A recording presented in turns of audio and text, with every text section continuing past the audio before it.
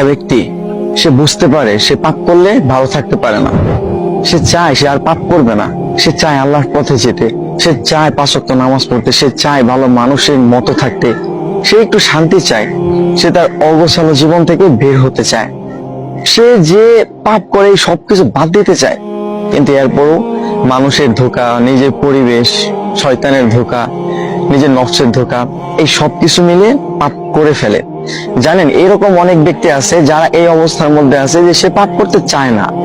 সে পাপের মধ্যে যেতে চায় না, কিন্তু এরপরও নফসের ধোঁকা, শয়তানের ধোঁকা, আজে বাজে মানুষদের সাথে মিশে বিভিন্ন ধোঁকায় পড়া, এই সবকিছুর কারণে সে পাপ করে ফেলে, সে ভুল করে ফেলে। কিন্তু একটা মানুষ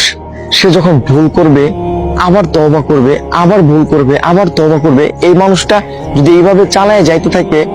এবং একটা সময় গিয়ে হয়তো আল্লাহ তাআলা চাইলে সে একদম পাপ থেকে মুক্ত হয়ে যাবে, সে একদম ভালো হয়ে যাবে, একটা সময় সে একদম পাপ ছেড়ে দিবে। একটা মানুষ সে পাপ করতেছে, কিন্তু সে যে পাপ করতেছে এটা সে ভাবতেছে না,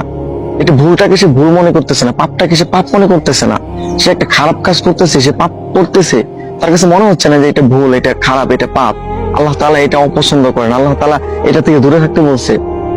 এই মানুষটা যদি পাপ করার সাথে সাথে এইরকম চিন্তা করে আর মাফ না চায়, তাহলে এই মানুষটাই মূলত পাপের কারণে ধ্বংস হয়। এই ধরনের মানুষ, হ্যাঁ, এই ধরনের মানুষ মূলত পাপের কারণে ধ্বংস হয়। কিন্তু যেই মানুষগুলা পাপ করে আবার আল্লাহ তাআলার কাছে মাফ চায়, সে পাপের জন্য তওবা করে, সে আল্লাহ তাআলার দিকে ফিরে যেতে চায়,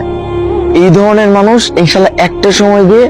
সে ধীরে ধীরে ধীরে ধীরে যখন পাপ করে আবার আল্লাহ তাআলার কাছে মাফ চায়, তখন এই যে তার এইভাবে চলতে থাকে, তখন না সে একটা সময় গিয়ে বুঝতে পারে যে আসলে পাপ করার যে খারাপ প্রতিক্রিয়াগুলো আছে সেইগুলা কি। প্রত্যেকটা পাপ আর প্রত্যেকটা খারাপ কাজের বাজে একটা প্রভাব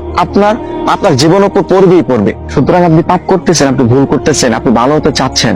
এইটা একটা ভালো অভ্যাস যে